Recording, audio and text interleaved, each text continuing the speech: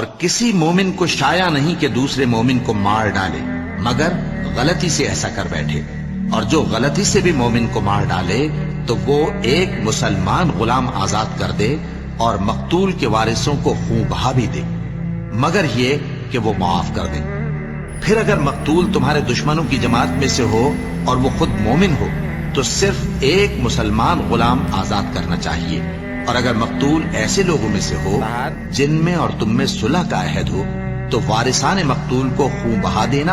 اور ایک مسلمان غلام آزاد کرنا چاہیے، اور جس کو یہ میسر نہ ہو وہ متواتر 2 مہینے کے روزے رکھے۔ یہ کفارہ اللہ کی طرف سے قبول توبہ کے لیے ہے، اور اللہ سب کچھ جانتا ہے، بڑی حکمت والا ہے۔ اور جو شخص کسی مسلمان کو قصدن مار ڈالے گا تو اس کی سزا دوزخ ہے، جس میں وہ ہمیشہ جلتا رہے گا،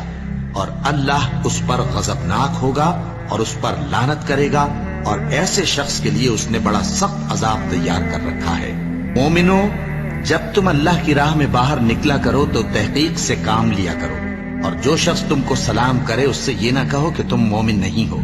کہ اس سے تمہاری غرض یہ ہو کہ دنیا کی زندگی کا فائدہ حاصل کرو، سو اللہ کے پاس بہت سی غنیمتیں ہیں، تم بھی تو پہلے ایسے ہی تھے، پھر اللہ نے تم پر احسان کیا، چنانچہ آئندہ تحقیق کر لیا کرو۔ بے شک جو عمل تم کرتے ہو اللہ کو سب کی خبر ہے۔ جو مسلمان گھروں میں بیٹھ رہتے اور لڑنے سے جی چراتے ہیں اور کوئی عذر نہیں رکھتے، وہ اور جو اللہ کی راہ میں اپنے مال اور جان سے جہاد کرنے والے دونوں برابر نہیں ہو سکتے۔